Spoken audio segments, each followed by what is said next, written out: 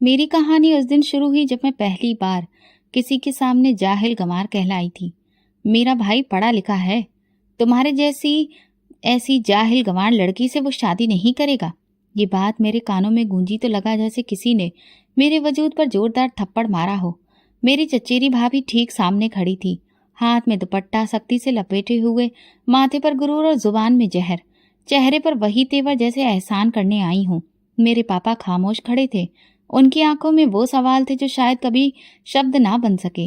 वो सबके सामने झुके हुए हाथ जोड़े खड़े थे। देखो, रिश्ता भले ही तोड़ दो, लेकिन हमारी इज्जत को इस तरह तबाह मत करो।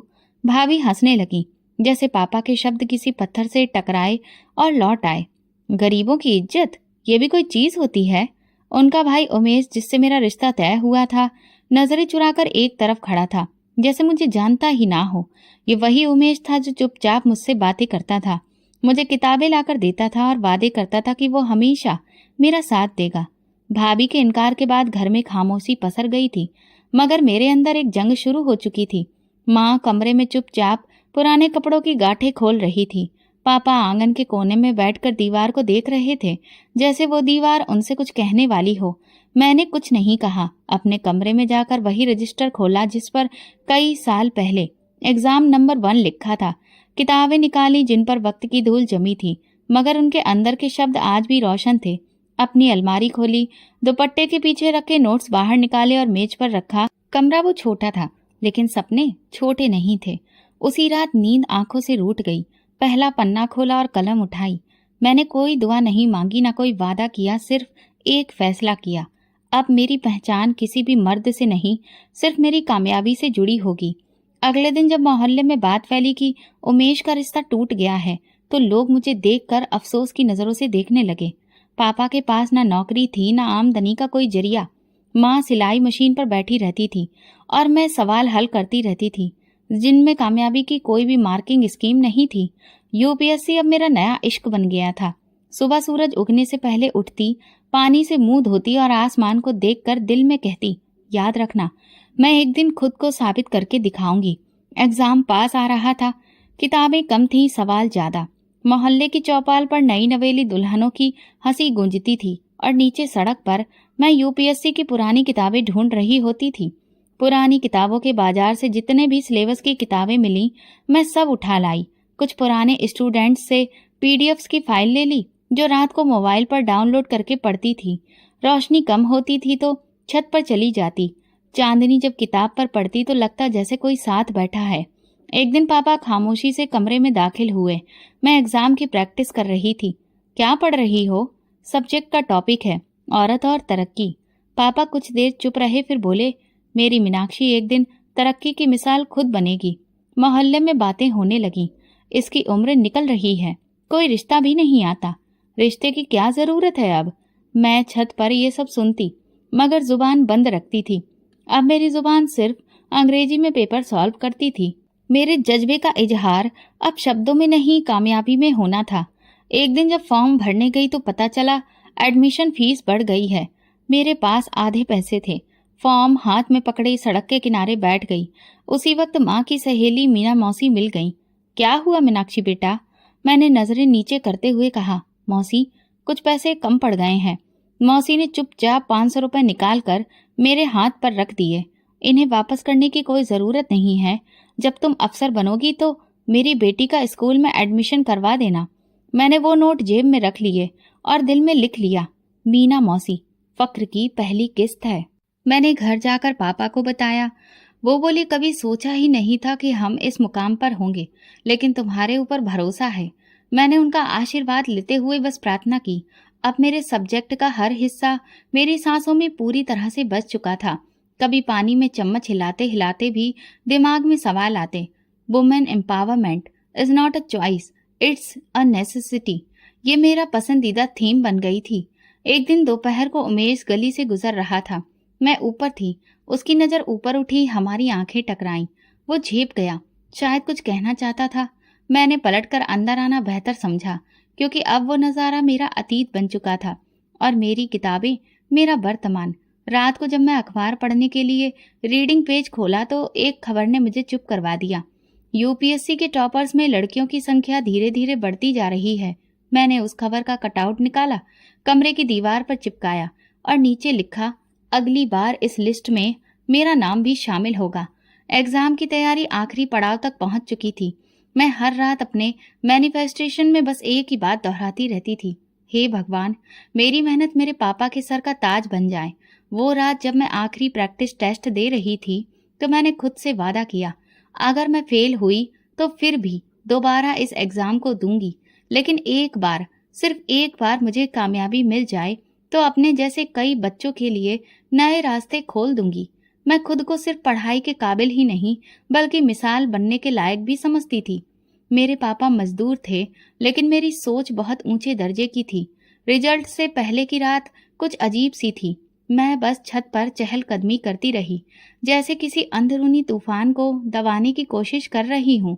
नीचे आंगन में पापा कुर्सी पर बैठे चुपचाप बीड़ी पी रहे थे और माँ माला के दाने गिन रही थी।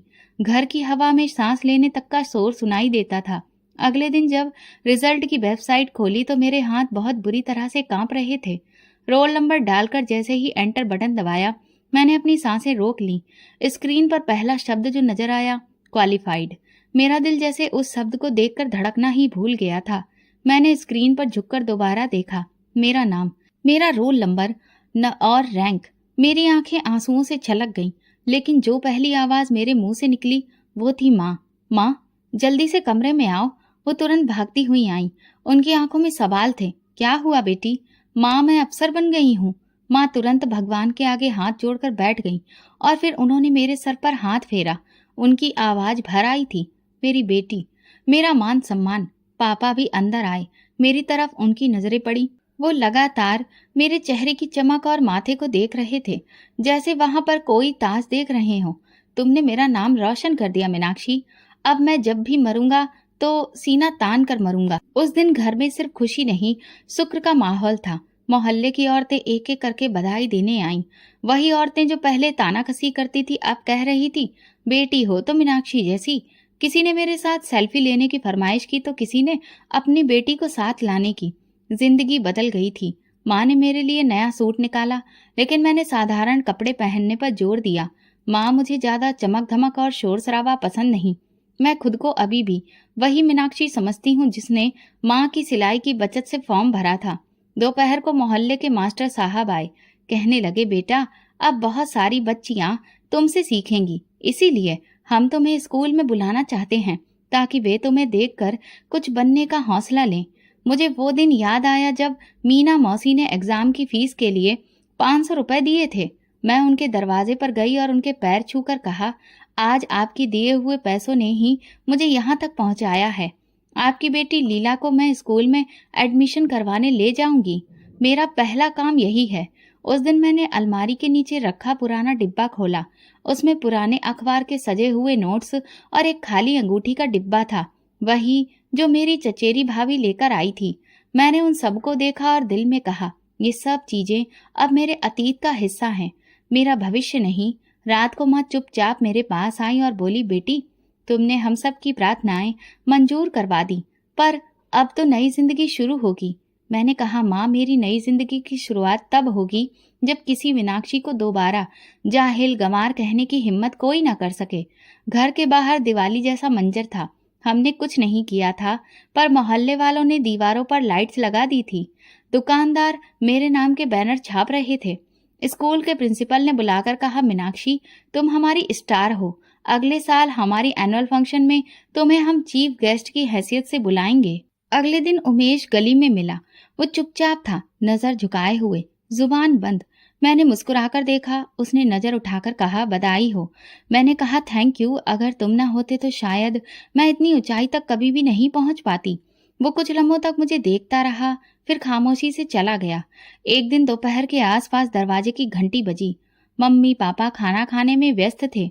मैंने दरवाजा खोला तो सामने वही चेहरा खड़ा था जिसे देखने की मेरी ख्वाहिश मर चुकी थी। मेरी चचेरी भाभी, हाथ में खूबसूरत डिब्बा था, सोने की अंगूठी लिए, दूसरे हाथ में मिठाई की टोकरी, जैसे कोई जीत की खुशी में शामिल होने आई हो। मीनाक्षी, बधाई हो। सुना है कि तुम असिस्टेंट कमिश्नर बन गई हो। अब तो तुम अफसर बन गई हो। बहुत गर्व है मुझे तुम पर। मैं कुछ लम्हों के लिए खामोश खड़ी रही। मेरे दिल में वो दिन धड़कने लगा जब यही दरवाजा इन्हीं भाभी ने ठुकरा दिया था, इनकार करके और ताने देकर। भाभी ने अंगूठी मेरी तरफ बढ़ाते हुए कहा, उमेश अभी तक तुम्हें नहीं भूला है, कहता है कि वो तुमसे ही शादी करेगा। तुम तो हमारी इज्जत हो। पीछे पापा अपनी जगह पर खड़े हुए थे। उनकी आंखें भाभी के कदमों में नहीं, मेरी आंखों में झांक रही थीं, जैसे पूछ रहे हो कि तुम्हारा फैसला क्या है। भाभी ने अंगूठी मेरे हाथ पर रखने की कोशिश की। मैंने धीरे से हाथ पीछे कर लिया और अंगूठी वापस डिब्बे में रख दी। भाभी, जब रिश्ते इज्जत से खाली हो जाएं तो वे सिर्फ अंगूठियां बनकर ही रह जाते हैं। भाभी ने हल्की सी मुस्कुराहट के साथ कहा, देखो वो वक्त कुछ और ही था, अब तो वक्त बदल गया है। हमने बहुत सोचा है, उमेश को भी अब बहुत ज्यादा पछतावा हो रहा है। मैंने नरमी से कहा, नहीं भाभी, वक्त बिल्कुल भी नहीं बदला, वक्त ने सिर्फ मुझे बदल दिया है। मेरे लहजे में न सख्ती थी न नरमी, सिर्फ वो सच था जो कई सालों से मेरे अंदर जिंदा था। भाभी के साथ खड़ी उसकी छोटी बहन ने धीरे से पूछा, दीदी क्या हम यहाँ पर विदाई करने आए हैं? भाभी ने उसे खामोश करवा दिया, लेकिन वो सवाल मुझे अंदर तक काट गया। मैं उस मासूम सवाल को देखती रही और कहा, विदाई वहां होती है जहां इज्जत बसती है, जहां दिल में बराबरी हो। यहाँ वो जगह नहीं रही। भाभी की आवाज में गुजारिश थी, तुमने बहुत तरक्की कर ली है मीनाक्षी, हम तो बस चाहते हैं कि तुम हमारे घर का हिस्सा बनो। मैंने नजर उठाकर कहा, जब मैं कुछ नहीं थी तब आपने मेरा बोझ नहीं उठाया, अब मैं एक मुकाम बन गई हूँ तो आपका गर्व नहीं बनूंगी भाभी। इज्जत का बोझ खाली हाथ उठाते हैं, सोने की अंगूठी से नहीं। वो खामोश हो गई। कुछ लम्हे दरवाजे पर गुजरे जैसे वक्त रुक गया हो। फिर उन्होंने धीरे से कहा, अच्छा जैसा तुम ठीक समझो। मैंने दरवाजा बंद कर दिया। पीछे पलटी तो पापा वहीं खामोश खड़े थे, जैसे हर शब्द सुन चुके हों। उन्होंने मेरे सिर पर हाथ रखकर कहा, मीनाक्षी आज तुमने मेरा सीना चौड़ा कर दिया। जिस दिन तुम्हें इनकार मिला था मेरी कमर झुक गई थी, आज तुमने वही कमर सीधी कर दी। मेरी आंख से एक आंसू बह निकला। अब वो कमजोरी नहीं था, ये वो सुकून था जो फिल्म की तरह मेरे दिल में उतर आया। जब मैंने अंगूठी लेने से इनकार किया, पहली बार जब पोस्टिंग का लेटर हाथ में आया, मैंने खामोशी से उसे खोला। सामने जो जिला लिखा था वो एक ऐसा इलाका था जो मेरे लिए अजनबी था, मगर दिल में अजीब सा सुकून था, जैसे मेरी कहानी का अगला पन्ना यहीं पर लिखा जाना हो। माँ ने लेटर पढ़ा तो आंखों में रोशनी थी। पापा ने हाथ पकड़ा और सिर्फ इतना कहा, बेटी अब तुम सिर्फ हमारी ही नहीं वहां के लोगों के लिए भी मिसाल बनोगी। उस जगह पर पहुंचते ही मुझे पहली चीज जो नजर आई थी वो थी खामोशी। स्टेशन पर ना तो कोई भीड़ भाड़ थी ना शोर, सिर्फ एक ठंडी हवा और सधी रफ्तार से चलती गाड़ियां। सरकारी रेस्ट हाउस में मैंने सामान रखा। अगले ही दिन ऑफिस में प्रेजेंट होना था। सबने गर्मजोशी से मेरा स्वागत किया, मगर मेरी नजर उन फाइलों पर थी जिन पर पुराने मामलों की धूल जमी थी। दूसरे दिन मैंने शहर के नक्शे मंगवाए और एक कोना दिखाया जहां कच्ची आबादी लिखा था। मैंने पूछा, ये क्या है? किसी ने कहा, मैडम वो खाना बदोशों की बस्ती है। वहां ना तो स्कूल है ना क्लिनिक, बस झोपड़ियां हैं, कुछ जानवर, कुछ भीख मांगने वाले लोग। मैंने कहा, वही जगह मैं सबसे पहले जाऊंगी। सब लोग हैरान थे। मैडम वहां जाना आपके प्रोटोकॉल के लिए सुरक्षित नहीं है। मैंने कहा, जब वो सुरक्षित नहीं है तो फिर मैं कैसे हूँ? अगले दिन अपनी जीप निकलवाई तो पुलिस वाले साथ बिठाए और खुद उसे बस्ती की तरफ रवाना हो गई। सड़क खत्म हुई तो कच्ची पगडंडी शुरू हो गई। एक जगह पर गाड़ी रोक दी गई, आगे पैदल जाना पड़ा। झोपड़ियों का नजारा अजीब था। एक तरफ मिट्टी, दूसरी तरफ बच्चों का शोर और बीच में वो खामोश आंखें जो कुछ मांगने की आदी हो चुकी थीं। मैं पहली बार झोपड़ी के अंदर दाखिल हुई। एक छोटी बच्ची जमीन पर बैठी थी। पैरों में जूते नहीं थे और हाथ में टूटा हुआ प्लास्टिक का जग था। वो मुझे देखकर अपनी माँ की तरफ भागी और बोली, माँ क्या ये हमारी नई मालकिन है? मेरा दिल जैसे किसी ने मुट्ठी में ले लिया हो। मैं उस बच्ची की तरफ झुकी और कहा, नहीं बेटी, मैं तुम्हारी नौकर हूँ और मुझे तुम्हें मालिक बनाना है। उसने मुझे हैरत से देखा, जैसे यकीन नहीं आया हो। माँ झोपड़ी से बाहर आई, खुद को अच्छे से लपेटे हुए और शर्मिंदगी से बोली, मैडम जी हम तो गंदे लोग हैं, आप क्यों आई हैं? मैंने कहा, तुम लोग गंदे नहीं हो, तुम्हें गंदा देखने वाली आंखें बीमार हैं। मैंने आसपास देखा, कहीं पानी नहीं था, ना ही कोई स्कूल खुला दिख रहा था, ना ही कोई क्लिनिक। बच्चों के चेहरे पर धूल, औरतों के कपड़ों में कई जगह पैबंद लगे हुए थे। मर्द किसी काम की तलाश में कहीं दूर गए थे। ये भी कोई जिंदगी नहीं थी। यह सिर्फ सांस लेने की जगह थी। मैंने तुरंत ही अपनी नोटबुक निकाली, सब कुछ लिखा। स्कूल, बुनियादी सेहत, पहचान कार्ड। रात को वापस ऑफिस पहुंची, योजना तैयार करवाई। तीसरे दिन तक मोबाइल, स्कूल वैन, टीम और अफसरों की गाड़ियां वहां पर भेज दी। अन्नू, वही बच्ची जो मुझे मालकिन समझ रही थी, वैन के अंदर बैठी अपनी किताब से कुछ पढ़ने की कोशिश कर रही थी। उसकी आंखें चमक रही थीं, जैसे उसे दुनिया मिल गई हो। मैं उसे बाहर लाकर बोली, अन्नू, तुम सिर्फ पढ़ने नहीं आई हो, तुम पढ़ाओगी भी एक दिन। अगले दिन कमिश्नर सर का फोन आया। मैडम, आपने जो बस्ती में काम किया है वो पिछले 10 साल में किसी ने नहीं किया। मैंने सिर्फ इतना कहा, सर मेरे लिए वो बस्ती सिर्फ आंकड़ों का डाटा नहीं है, मेरे पिता के आंसुओं का जवाब है। अब मैं बस्ती में रोज जाती, कभी बिना प्रोटोकॉल, कभी अपने अफसरों के साथ। वहां की औरतें मुझे देखकर दुआएं देती, भगवान तुम्हें वो मुकाम दे जो किसी अफसर को ना मिला हो। मैं कहती, मुझे बस इतना देना कि तुम सबका अधिकार तुम्हें दिला सकूं। अन्नू की माँ एक दिन मेरे पास आई, दुपट्टे का पल्ला फैलाकर बोली, मैडम, तुमने मेरी बेटी को इंसान बना दिया। हम तो बस मांगना जानते थे, तुमने हमें जीना सिखा दिया। मैंने उसके हाथ पकड़ लिए और कहा, आप लोग मेरी ताकत हो। अगर आप जैसे लोग ना हो तो मैं सिर्फ एक पोस्ट बनकर रह जाऊं। पोस्टिंग के सिर्फ 15 दिनों में वो बस्ती बदलने लगी। एक बार उन्होंने कहा, मैडम, आप हमें छोड़कर तो नहीं जाएंगी ना? मैंने कहा, नहीं अन्नू, जब तक तुम पढ़ लिख नहीं जाती मैं यहीं हूँ। मेरा ऑफिस अब उन फाइलों से नहीं, उम्मीदों से भरा था। ये पहला मैदान था और मैंने खुद को साबित करना शुरू कर दिया था। अन्नू ने मेरी जिंदगी का वो दरवाजा खोला जो शायद मैं खुद पर भी बंद कर चुकी थी। वो सिर्फ एक खानाबदोश बच्ची नहीं थी, वो एक रोशनी थी, उस तबके की जो हमेशा दरवाजे के बाहर खड़ा रह गया था। जिस दिन वो झोपड़ी से बाहर निकलकर मेरे पास आई और पूछा, माँ, क्या ये हमारी मालकिन है? तब मेरे अंदर कुछ बदल गया था। अन्नू ने मेरी उंगली पकड़ी। मैंने दिल में फैसला किया कि ये बच्ची मेरा पहला मकसद है। ऑफिस वापस जाकर मैं खुद स्कूल वालों से मिली। प्रिंसिपल से कहा, ये बच्ची बस्ती की रहने वाली है। मैडम, ये लड़की गंदे कपड़ों में है, ना कोई पहचान कार्ड है, ना दस्तावेज। ये मेरा मामला है सर, मैं जिम्मेदारी लेती हूँ। मैं अन्नू के लिए नया यूनिफॉर्म लेने वहां बाजार में गई, खुद सारे कागजों पर साइन किए और अन्नू के हाथ में पहली बार कलम दी। वो चुपचाप मेरे चेहरे को देखती रही, आश्चर्य से पूछने लगी, क्या मैं वाकई में पढ़ सकती हूँ? मैंने उसके सिर पर हाथ रखकर कहा, अन्नू, तुम मेरी अपनी स्टूडेंट हो, तुम्हें वो सब मिलेगा जो मेरी आंखों ने बरसों पहले देखा था। अन्नू की माँ जब स्कूल पहुंची तो दरवाजे पर रुक गई। उसने जब अन्नू को ड्रेस में देखा तो सीधा आंखों में डर के साथ देखने लगी। मैडम, हमें तो कभी स्कूल के दरवाजे के पास भी खड़ा नहीं होने दिया गया। मैंने हाथ पकड़कर कहा, आज तुम इस दरवाजे से इज्जत लेकर निकलोगी, ये वादा है। अन्नू पहली बार स्कूल के अंदर गई और वो दरवाजा सिर्फ उसके लिए नहीं, पूरे कबीले के लिए खोला गया।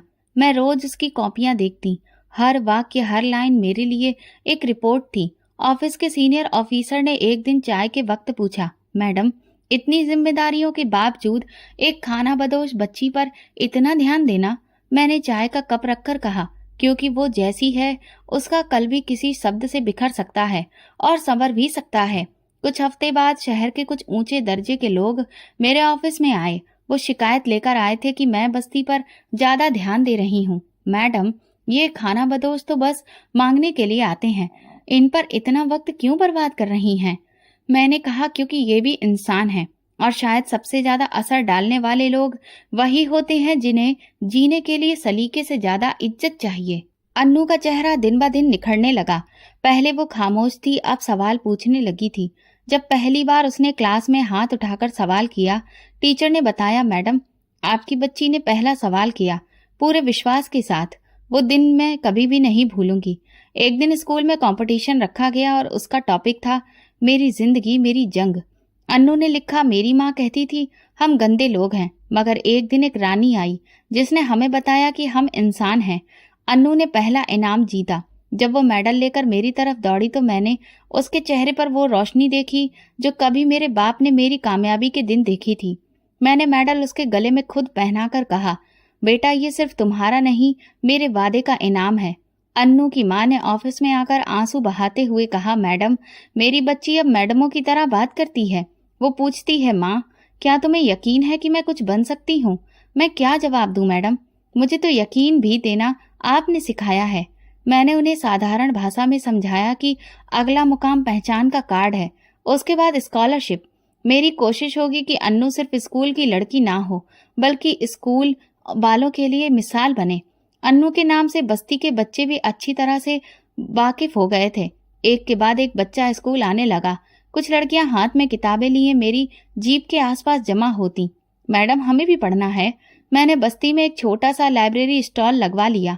छुपे शब्द अब बस्ती के बच्चों की जुबान पर आने लगे थे। वे बच्चे जिन्हें दुनिया ने गिनती में शामिल नहीं किया था, अब हिसाब सीखने लगे थे। एक दिन कमिश्नर साहब का एक और फोन आया। मैडम, शहर के सबसे अच्छे स्कूल में अन्नू का नाम दाखिल कर दिया गया है। उसे एंट्रेंस एग्जाम के लिए बुलाया गया है। मैंने फोन बंद किया और अन्नू के स्कूल पहुंची। वो अपने स्कूल बैग के साथ खड़ी थी, चेहरे पर वही मुस्कुराहट जो मेरी मेहनत की पहचान थी। अन्नू मेरी बच्ची नहीं थी, वो मेरे जज्बे की आईनेदार थी। और शायद वो पहला चेहरा था जिसने मुझे भरोसा दिलाया कि मैं अफसर बनकर सिर्फ मेज पर नहीं, जमीन पर भी काम कर सकती हूँ। अन्नू का मेडल, उसकी तरक्की की खबरें मीडिया की सुर्खियों में आने लगी। कुछ अखबार वालों ने लिखा, एक अफसर ने खानाबदोश बच्ची को पूरी तरह से बदल डाला, तो कुछ ने मेरे काम को एक क्रांति का नाम दिया।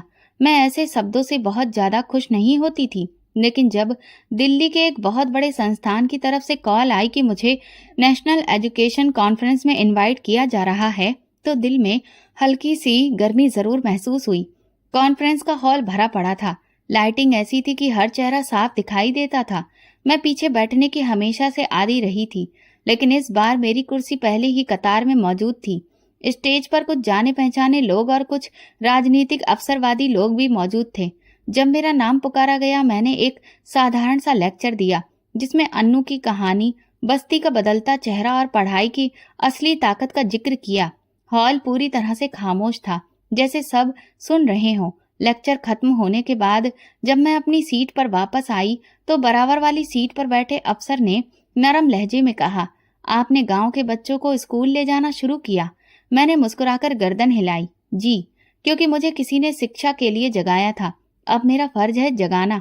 वो मुस्कुराया, आंखों में किसी हैरत के बिना सदा सा भाव था। आप जैसी औरतें इस देश का भविष्य हैं। मैंने उसकी तरफ देखा। वो संजय था, जो कि एक अफसर था। मैंने उसका नाम सुना हुआ नहीं था, मगर अंदाज ने मुझे कुछ लम्हों के लिए रोक दिया। वो ना तो बहुत ज्यादा तारीफ किया करता था, ना अपने एक्सप्रेशन से बहुत ज्यादा कुछ जाहिर करता था। आप किस जिले में तैनात हैं? उसने अपने जिले का नाम बताया। मैं शिक्षा के एक पायलट प्रोजेक्ट पर काम कर रहा हूँ। मैंने पूछा, कैसा चल रहा है? आसान नहीं है, लेकिन जब कोई बच्चा अपनी माँ को पहली बार पढ़कर सुनाता है तो सब मुश्किलें खत्म हो जाती हैं। उसकी ये बात मुझे अंदर तक छू गई। हम दोनों की बस कुछ फॉर्मेलिटी से भरी हुई बातें हुई, लेकिन अंदाज बिल्कुल भी फॉर्मेलिटी से भरा नहीं था। ऐसा लगता था जैसे हम एक दूसरे के जज्बे को पहचान चुके हों। कुछ देर बाद संस्थान की तरफ से कुछ सवाल उठाए गए, जिन पर कुछ स्पेशल अफसरों ने अपनी अपनी राय दी। जब मेरी बारी आई तो मैंने कहा, कच्ची आबादियों में शिक्षा को सिर्फ स्कूल की हद तक ना रखा जाए, बल्कि उन बस्तियों को खुद एक ऐसी पहचान दी जाए जिससे वे सबकी नजर में आए। उन्हें भी शिक्षा का अधिकार दिया जाए, सिर्फ कागजों तक सीमित ना रखा जाए। संजय ने मेरे जवाब पर हल्के से तालियां बजाईं और बाद में कहा, बहुत कम लोग होते हैं जो बात को दिल से कहते हैं। आप उनमें से हैं। कॉन्फ्रेंस के खत्म होने के बाद वो मेरे साथ बाहर आया। हम हॉल से निकलकर लॉन में धीरे धीरे चलने लगे। आपने अफसर होकर इंसान होना नहीं छोड़ा, ये तो बहुत ही कम होता है। मैंने जवाब दिया, मैं तो इंसान होकर अफसर बनी थी, वरना शायद मैं इसके पीछे बैठी रह जाती। उसने पूछा, कभी लगता है कि ये सब काफी नहीं है? मैंने कहा, हाँ, लेकिन जब अन्नू की आंखों में उम्मीद देखती हूँ तो लगता है कि शायद एक जिंदगी काफी है, अगर सच में जियो तो। हम काफी देर खामोश रहे। लॉन के किनारे खड़े होकर हमारे आने वाले भविष्य पर बातें की, पॉलिसियों पर नहीं, लोगों पर बातें की। जब मैं वापस गाड़ी की तरफ बढ़ी तो संजय ने कहा, उम्मीद है हम दोबारा किसी फील्ड में मिलेंगे, मीटिंग रूम में नहीं। मैंने पहली बार महसूस किया कि कोई मर्द बगैर किसी रिश्ते की दरकार के, बिना कोई भाव दिए, सिर्फ मेरी बातों से प्रभावित हो सकता है। ये पहली बार था जब मेरी काबिलियत पर कोई ठहरा, बिना किसी मकसद के, वापसी के सफर में मैंने मोबाइल में अन्नू की वो तस्वीर देखी जिसमें वो मेडल पहनकर मुस्कुरा रही थी। मैंने खुद से कहा, अगर कोई मुझे सिर्फ इस बच्ची की कामयाबी से जानता है तो यही मेरी पहचान है। संजय की बातें मन में गूंजती रही। शायद उसकी खामोशी में वो गहराई थी जिसे मैं बरसों से महसूस करना चाहती थी। लेकिन मैं जानती थी अभी मेरे रास्ते में बहुत काम बाकी थे। रिश्ते अगर नसीब में हों तो साथ चलते हैं, और अगर सिर्फ तारीफ का बोझ हो तो फिर दूर रहते हैं। संजय एक अफसर था, मगर शायद पहली बार मुझे अफसर नहीं इंसान की नजर से कोई देख रहा था। अन्नू के स्कूल में एनुअल फंक्शन की तैयारी हो रही थी। मैं बहुत झिझक रही थी, पर दिल में एक अजीब सी राहत महसूस कर रही थी कि कुछ जिंदगियों का रुख बदल रहा था। इसी दौरान ऑफिस में सेक्रेटरी ने आकर जानकारी दी, मैडम, बाहर 2 मेहमान आए हैं। वो अपनी पहचान आपकी भाभी और उमेश के तौर पर करवा रहे हैं। मेरे हाथ में फाइल थी। कुछ लम्हों तक मैं कोई हलचल महसूस नहीं कर पाई, लेकिन फिर जैसे किसी ने सीना चीरकर पुराने जख्म को ताजा कर दिया हो। उन्हें अंदर भेज दो। दरवाजा खुला और वही चेहरे सामने थे। भाभी थोड़ी झुकी हुई थी, गुरूर वाली चाल कहीं पीछे छूट चुकी थी, और उमेश, जिसने कभी नजरें उठाकर मुझसे बात की थी, आज हाथ जमीन पर और नजरें गड़ी हुई थी। मीनाक्षी, उमेश बहुत बदल गया है। भाभी ने बात शुरू की। जब तुम अफसर बनी तो इसका गुरूर टूट गया। अब वो तुम्हें चाहता है, इज्जत देता है और मानता है कि तुम जैसी लड़की से बेहतर कोई नहीं हो सकती। मैं खामोशी से बैठी सुनती रही। भाभी के हाथ में वही अंगूठी थी जो कभी मेरे दरवाजे पर लाई गई थी। यही है वो जो हम दोबारा लाए हैं, लेकिन इस बार नियत और नजर दोनों बदल चुकी है। मैंने उनकी तरफ नहीं देखा, सीधा मेज पर नजरें जमाई, फिर धीरे से सर उठाया और भाभी की आंखों में आंखें डालकर कहा, आप मेरे पिता के सामने हाथ जोड़ने को तैयार नहीं थी। उस वक्त मेरे घर की खामोशी आपको कमजोरी लगी। अब मैं सर झुकाकर किसी का रिश्ता नहीं लूंगी। भाभी थोड़ा पीछे हट गई। अंगूठी का डिब्बा धीरे से बंद किया, जैसे इनकार पहले ही समझ चुकी थी। मैंने उमेश की तरफ देखा। वो अभी भी नजरें झुकाए खड़ा था। उमेश, क्या तुम जानते हो वो दिन मेरी जिंदगी का सबसे टूटा हुआ लम्हा था, जिस दिन तुमने मुझे जाहिल गंवार कहा था। वो दिन आज भी मेरी याद में वैसा ही ताजा है। तुम शायद बदल गए हो, लेकिन कुछ शब्द नहीं बदलते। उसने पहली बार सिर उठाया, धीरे से कहा, मीनाक्षी, मैं शर्मिंदा हूँ। जानता हूँ कि मेरे गुरूर ने बहुत कुछ तोड़ा। गुरूर अगर वक्त पर टूटे तो इज्जत बच जाती है, लेकिन देर से टूटे तो सब कुछ बहा ले जाता है। तुम्हारे लिए शायद अब सिर्फ शर्मिंदगी रह गई है और मेरे लिए जिंदगी का सबक। भाभी ने एक आखिरी कोशिश की। मीनाक्षी, अगर तुम कहो तो हम सबके सामने माफी मांग लेंगे। तुम बस हाँ कर दो, हमारी इज्जत बची रह जाएगी। मैं कुर्सी से उठ खड़ी हुई। भाभी, आपके भाई ने मेरी बेइज्जती को एक वाक्य में ही तोड़ दिया था, और मैं अपनी जिंदगी को कई सालों में संवार पाई हूँ। ये सौदा अब मुझसे नहीं हो पाएगा। उमेश ने एक नजर मेरे कमरे की दीवारों पर डाली, जिन पर रिवॉर्ड्स, सर्टिफिकेट्स और अन्नू की तस्वीरें लगी थी। शायद उसे वो सब दिखाई दिया जो कभी समझ ना सका। मीनाक्षी, अगर कभी माफी से कुछ वापस आता तो मैं सब कुछ दे देता, मगर शायद तुमने जो चाहा वो मैं कभी ना समझ सका। मैंने सर हिलाया। माफ करने का मतलब ये नहीं होता कि रिश्ता दोबारा जुड़ जाए। कई बार माफ करना सिर्फ खुद को आजाद करना होता है, और मैं वो कर चुकी हूँ। भाभी ने खामोशी से अंगूठी वापस बैग में रखी और बिना कुछ कहे पलट गई। उमेश दरवाजे पर रुककर पलटा। मीनाक्षी, तुमने जीत लिया है। मैंने कहा, मैंने सिर्फ खुद को हारा नहीं, बाकी सब खुद ब खुद मिल गया। दरवाजा बंद हुआ तो ऑफिस में खामोशी छा गई। मैं खिड़की से बाहर देखने लगी। अन्नू स्कूल से लौट रही थी। हाथ में उसके नई किताबें, चेहरे पर रोशनी थी। दिल में एक अजीब सा सुकून उतर गया, जैसे कोई पुराना कर्ज अदा हो चुका हो। मैं कुर्सी के सहारे सिर टिकाई और धीरे से खुद से कहा, रिश्ते मांगने से नहीं, इज्जत देने से मिलते हैं। और अब मुझे किसी अंगूठी की नहीं, अपने किरदार की मोहर चाहिए। ये वो मुकाम था जब मैंने सिर्फ इनकार नहीं किया, बल्कि खुद को फिर से पूरा पाया। एक दिन ऑफिस में अचानक एंटी करप्शन विंग की टीम पहुंची।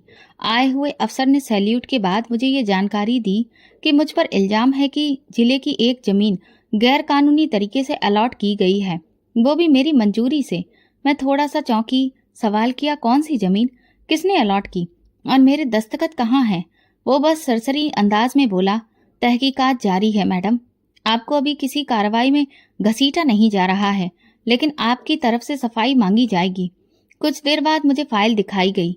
मेरे जाली दस्तखत मंजूरी और एक नाम उमेश, जो जमीन का फायदा उठाने वाला था।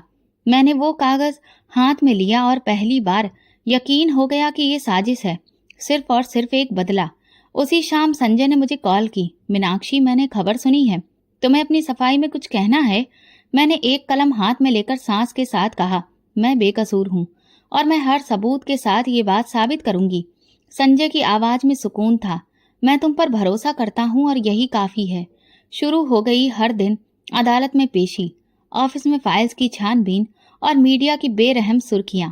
हीरोइन या फिर मुजरिम, मीनाक्षी पर जमीन के घपले का इल्जाम, ये सब मैं पढ़ रही थी, सुन रही थी, लेकिन मैं झुकी नहीं। एक एक दस्तावेज, एक एक मीटिंग, हर फोन कॉल, रिकॉर्ड्स मैंने खुद निकलवाया, अपने पुराने सेक्रेटरी को अदालत में पेश किया। ये दस्तखत मैडम के नहीं हैं, स्कैन किए हुए हैं। वो उस दिन छुट्टी पर थी। मैंने दफ्तर की सीसीटीवी रिकॉर्डिंग मंगवाई और अदालत में पेश की। मेरी गैर मौजूदगी के वक्त एक पुराना क्लर्क, जो उमेश के ही पहचान वालों में से था, वही फाइल अंदर लाया था। फिर उमेश का नाम बैंक स्टेटमेंट में जाहिर हुआ। जमीन की खरीदारी एक ऐसे अकाउंट से हुई थी जो उमेश के पिता के नाम पर था। अब सच सामने आ चुका था। एंटी करप्शन विंग ने अपनी रिपोर्ट जमा करवाई। ऑफिसर मीनाक्षी बेकसूर हैं। उमेश ने अपनी पर्सनल दुश्मनी में झूठे केस तैयार करके जाली दस्तावेजों और फर्जी दस्तखतों से ये सब करवाया। उमेश को तुरंत ही उसके पद से हटाया गया। उसके खिलाफ ऑफिसर्स इंक्वायरी का हुक्म दिया गया। भाभी, जो कभी खुद को बहुत ऊंचे दर्जे का समझती थी, एक दिन ऑफिस आई। इस बार न मिठाई थी न अंगूठी, सिर्फ आंखों में पानी और जुबान पर अफसोस। मीनाक्षी, हमें माफ कर दो, हमने तुम्हें पहचाना ही नहीं और तुमने फिर भी हमारे साथ इंसाफ किया। मैंने जवाब दिया, भाभी, मैं अदालत में रोती नहीं हूँ, सबूत देती हूँ। उनकी आंखों से आंसू गिरने लगे। हमें अपनी औकात समझ में आ गई है। तुम्हारा मुकाम हम कभी नहीं समझ सके। उसी दिन मैंने सीखा कि इंसान सिर्फ अदालत में नहीं होता, वक्त भी इंसाफ करता है। संजय ने व्हाट्सएप पर एक मैसेज भेजा, तुम्हारी ये जीत सिर्फ तुम्हारी नहीं, उन सब लड़कियों की है जो कभी झूठी कही गईं। तुमने साबित कर दिया कि सच बोलने से नहीं, जीने से साबित होता है।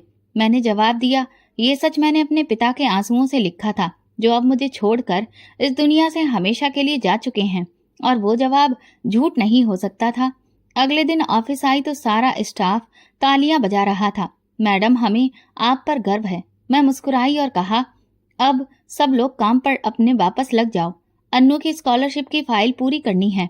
इंसाफ मिल गया था, मगर वो वक्त जो कट गया था, वो पल जो शक में गुजरे, वो सब मेरी हड्डियों तक उतर गए थे। लेकिन एक अफसर की असली ताकत उसकी सच्चाई नहीं, उसकी हिम्मत होती है, और मैंने वो हौसला अपने खून में उतार लिया था।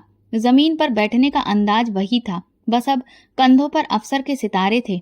दिल में सुकून का एक नया दरिया था। घर आकर मैं अपने पिता की तस्वीर के सामने बैठी, जिन्होंने मेरी खामोशी के दिनों में मुझ पर यकीन रखा था, जिनसे उस दिन सबके सामने उनका सिर झुका दिया गया था जब मुझे बेइज्जती का सामना करना पड़ा था। पापा के चेहरे पर जो हल्की सी मुस्कुराहट थी, उसे देखकर ऐसा लगता था कि उन्हें मुझ पर गर्व है और भरोसा भी। मेरे हाथ में मिठाई का एक छोटा सा डिब्बा था, जैसे किसी कामयाबी की खुशी में बांटा जाता है, मगर इस बार ये किसी दफ्तर या प्रोग्राम के लिए नहीं था, ये पापा के लिए था। मैंने उनकी तस्वीर के सामने बैठकर धीरे से वो डिब्बा रखा, जैसे कोई तोहफा, फिर हाथ जोड़कर प्रार्थना की और कुछ देर बाद धीरे धीरे बोलने लगी, जैसे पापा सब कुछ सुन रहे हों। पापा, वो भाभी दोबारा आई थी, उमेश को साथ लेकर। कह रही थी अब वो बदल गया है, अंगूठी भी लाई थी। मैंने पापा के चेहरे पर नजर टिकाई, लेकिन मैंने इनकार कर दिया। पापा, उस दिन आपने जिस दुख को आंखों में छुपाकर सर झुकाया था, मैंने वो सिर दोबारा कभी झुकने नहीं दिया। मैंने उनके चेहरे को एक बार फिर से छुआ। थोड़ी देर उंगलियां उनकी तस्वीर पर फेरती रही, जैसे कि वो भी जवाब देंगे, और मैं उनका जवाब सुनने की कोशिश कर रही थी।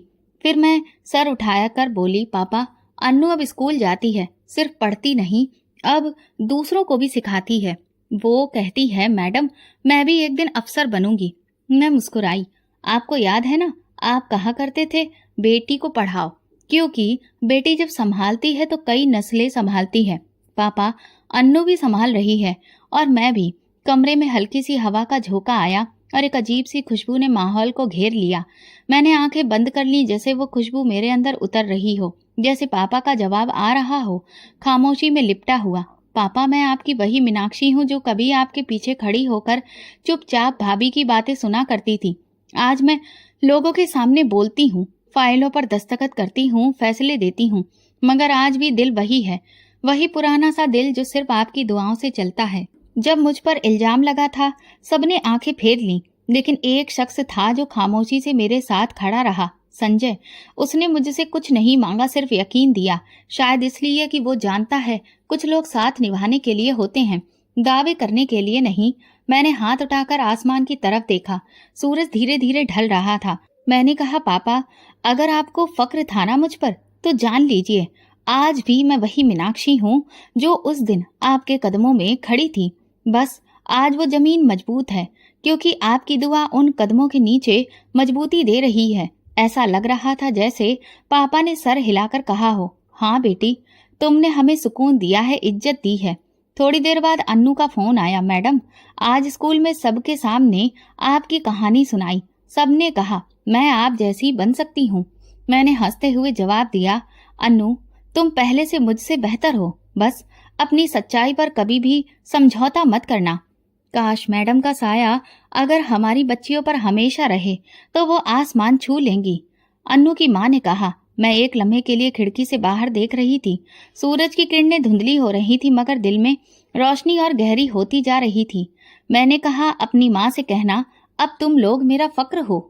फील्ड विजिट मेरे रूटीन का हिस्सा बन चुके थे। कभी पहाड़ी इलाके के स्कूल, कभी शहरी बस्तियों के क्लिनिक और कभी छोटे गांव की जमीन में फंसी फाइल। इन सब रास्तों में संजय अक्सर मेरे साथ होता, खामोश साथी, और हर बार वही सवाल जो वो जुबान से ना कहता मगर आंखों में लिखा होता, क्या हम सिर्फ साथ काम करने के लिए हैं? एक रोज हम दोनों एक दूर दराज गाँव में बच्चों के हेल्थ कैंप पर गए थे। कीचड़, गर्मी और नदी के किनारे पर बसी बस्ती। कैंप के बाद हम नदी के किनारे बैठे। संजय ने मेरी तरफ देखा और बोला, तुमने सच बोलने का हुनर सीखा है मीनाक्षी। मैंने जवाब दिया, और तुमने सच सुनने का। शायद इसीलिए हम अक्सर एक दूसरे को समझ लेते हैं बिना बोले। संजय ने नरमी से कहा, शायद हम एक ही टीम के खिलाड़ी हैं। मैं मुस्कुराकर बोली, और अगर हम वाकई टीम बना ले? वो चौंका नहीं, सिर्फ नजर झुकी, फिर आसमान की तरफ देखा, जैसे सोच रहा हो, क्या ये लम्हा फिल्मी नहीं? अगर हम टीम बन गए तो? उसने धीरे से पूछा, तो शायद ये देश, ये बच्चे, ये बस्तियां और ये थकी हुई मैं एक मजबूत छत के नीचे आ जाएंगे। मेरे दिल में ये सवाल बहुत दिनों से था, मगर तुम्हारी नजरों में कभी वो सवाल ही नहीं था। आज पहली बार तुम्हारी आंखों ने इजाजत दे दी। मैंने नजर नीचे की और धीरे से कहा, शायद मैं हर बार रिश्ते को एक कमजोरी समझती रही, लेकिन अगर दो इंसान मिलकर मजबूत हो जाएं, तो वो रिश्ता बोझ नहीं होता, सहारा होता है। वो सर हिलाकर बोला, मीनाक्षी, ये कोई फिल्मी प्रपोजल नहीं है, ये एक हमसफर, एक हमसाया और एक हमदर्द का खामोश समझौता है। वापसी के सफर में गाड़ी में खामोशी थी, मगर अंदर शोर, वो शोर जो जिंदगी में पहली बार खुशहाली जैसा लगा। हमने कोई तारीख तय नहीं की, कोई वादा नहीं किया, बस एक राज समझ लिया जो शब्दों की मोहताज नहीं थी। ऑफिस वापस आकर संजय ने एक फाइल मेज पर रखी। ये स्कूल का मास्टर प्लान है, हम इस पर पूरी मेहनत के साथ काम करेंगे। मैंने फाइल खोली और दस्तखत किए।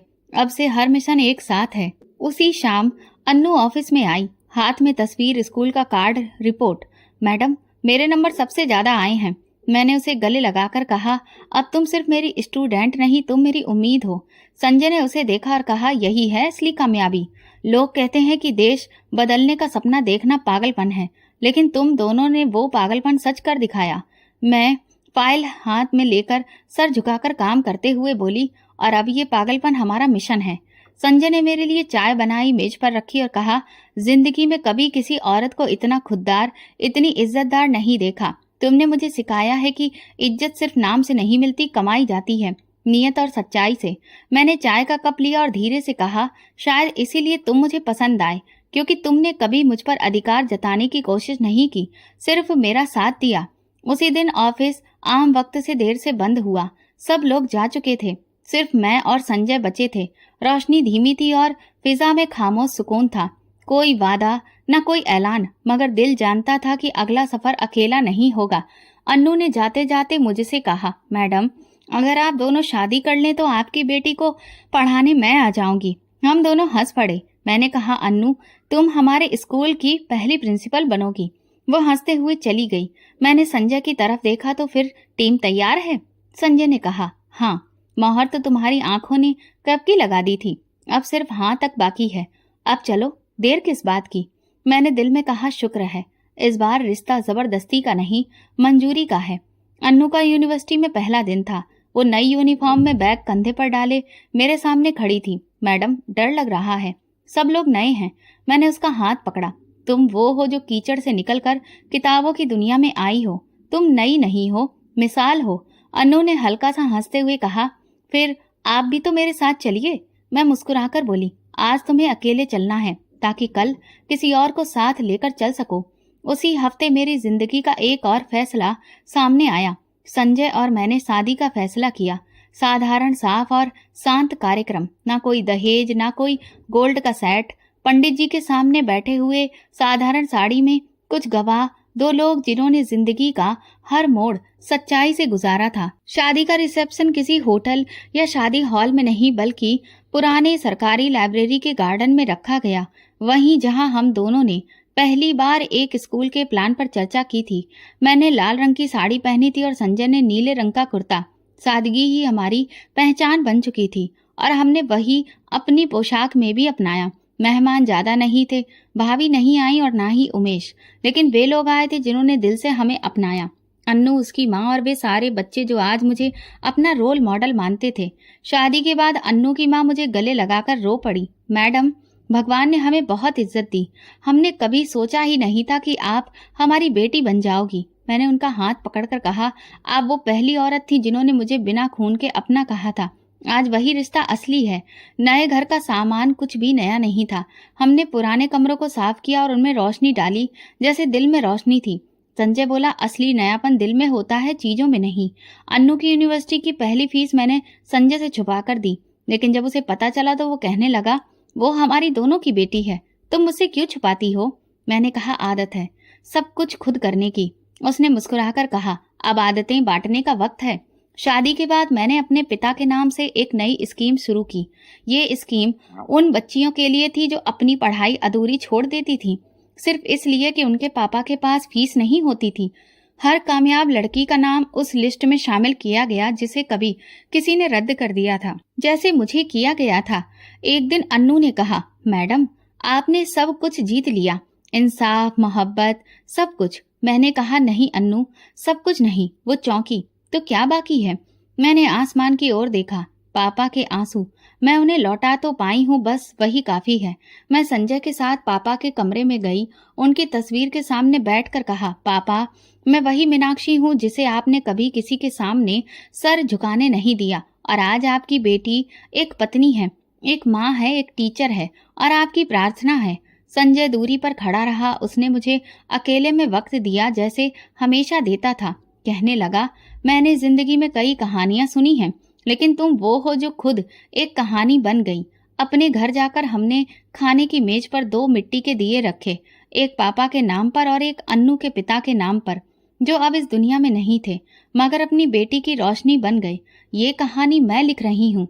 हर शब्द में, हर सच्चाई में, हर जुमले में सफलता है। ये कहानी किसी दुल्हन की नहीं, एक बेटी की है, एक अफसर की है, एक लड़ने वाली औरत की है जो आज खुद नहीं दूसरों को उठा रही है।